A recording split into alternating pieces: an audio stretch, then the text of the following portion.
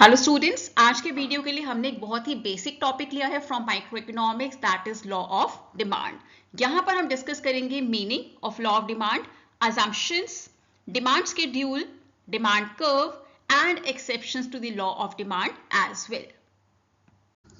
So what does law of demand says? Law of demand कहता है कि other things remaining constant, that means बाकी सब चीजों को छोड़ दो, the quantity demanded of a good or commodity increases with decrease in its price। अगर किसी good या फिर commodity का price कम होता है तो उसकी quantity demanded बढ़ जाएगी and decreases with increase in its price। और अगर price बढ़ जाएगा उसी commodity का तो quantity demanded कम हो जाएगा। That means we can say that there is an inverse relationship between price of a commodity and its quantity demanded. अगर प्राइस बढ़ता है तो क्वांटिटी डिमांडेड कम हो जाती है, अगर प्राइस कम होता है तो क्वांटिटी डिमांडेड बढ़ जाती है।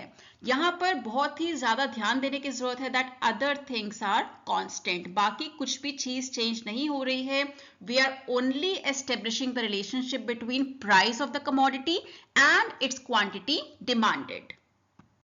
Now, what are the assumptions behind law of demand? First of all, no change in the income of the consumer. That means जो consumer है उसकी income कम ज़्यादा नहीं होनी चाहिए, because otherwise the law of demand will not hold true.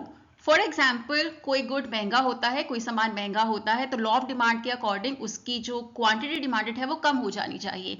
But अगर उसकी income भी बढ़ जाती है सो हो सकता है वो अभी भी वो सामान उतना ही खरीदे या फिर उससे ज्यादा भी खरीदे, बिकॉज उसकी इनकम बढ़ गई है। सो इस केस में लॉ ऑफ डिमांड ट्रू नहीं होगा, अपने आप को प्रूव नहीं कर पाएगा। So that is why we take it as an assumption that no change in the income of the consumer. Secondly, no expectations of price changes. अगर कोई चीज पहले से महंगी हुई है so as per law of demand मुझे उसे खरीदना कम कर देना चाहिए। बट अगर मुझे पता है कि ये सामान आगे और महंगा होने वाला है तो हो सकता है मैं पहले से ज्यादा अपनी डिमांड को बढ़ा दूं। सो इसीलिए हमें यहाँ पर ये एज्यूम करना है कि हमें कोई एक्सपेक्टेशंस नहीं है फ्यूचर प्राइस चेंजेस की, only then the law of demand will hold true. उसी तरीके से no change in taste and preferences of the consumer. Next is no change in price of related goods. Related goods यहाँ पर stands for complementary and substitutes. Lastly, other related variables remain constant. इसी के साथ बाकी सारे जुड़े हुए elements भी, वेरिएबल्स भी कांस्टेंट रहने चाहिए। These are the assumptions for law of demand. अगर ये assumptions पूरी नहीं होंगी then law of demand might not hold true. Now coming to demand schedule. Demand schedule क्या होता है? टैबुलर रिप्रेजेंटेशन होता है, टेबल फॉर्म में हम प्रेजेंट करते हैं लॉ ऑफ डिमांड को।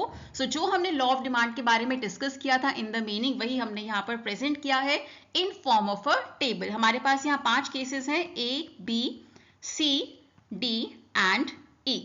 इनिशियल प्राइस है 100 एंड क्वांटिटी डिमांडेड है 25। उसके बाद प्राइस बढ़ जाता है तो क्वांटिटी डिमांडेड कम हो जाती है, यही कहता है लॉ ऑफ डिमांड। उसके बाद प्राइस और बढ़ता है तो क्वांटिटी डिमांडेड और कम हो जाती है, और जैसे जैसे प्राइस बढ़ता जा रहा है वैसे ही क्वांटिटी डिमांडेड कम होती जा रही है। So this is representation of law of demand in a tabular form which is known as a demand schedule. Now let's start with making of a demand curve. हमें यहाँ एक्स एक्सिस पर लेना है quantity demanded and y axis पर हमें लेना है price. So as per the table, when price is 100 and quantity demanded is 25, so हमारे पास आ जाता है पॉइंट A। उसी तरीके से जब प्राइस बढ़कर 200 हो जाता है, so क्वांटिटी डिमांडेड कम होकर 20 हो जाता है। This gives us point B. Now price is increasing to 300, so quantity demanded is now falling to 15. Now we have point C. उसी तरीके से डिमांड शेड्यूल को फॉलो करते हुए जब प्राइस 400 हुआ सो क्वांटिटी डिमांडेड हो गया 10, so we have point D here. And जब प्राइस बढ़कर 500 हो गया सो क्वांटिटी डिमांडेड कम होकर 5 हो गया, which gives us point E. And lastly we have to join these points A, B, C, D and E जो हमारे पास आए हैं उन्हें हम ज्वाइन करेंगे, so we will get our demand curve. It is a downward sloping demand curve. और slope किस तरफ कर रहा है, from left to right. So demand curve का शेप होता है downward sloping to the right, और जब भी कोई कर्व डाउनवर्ड स्लोपिंग होता है फ्रॉम लेफ्ट टू राइट, उसका मतलब है कि जो दोनों वेरिएबल्स आपने प्लॉट किए हैं on x and y axis they are inversely proportional. That means अगर एक बढ़ता है तो दूसरा कम होगा। Now coming to the exceptions to the law of demand, that means वो cases जहां पर law of demand apply नहीं होता है, so यहाँ पर shape of demand curve भी different होती है।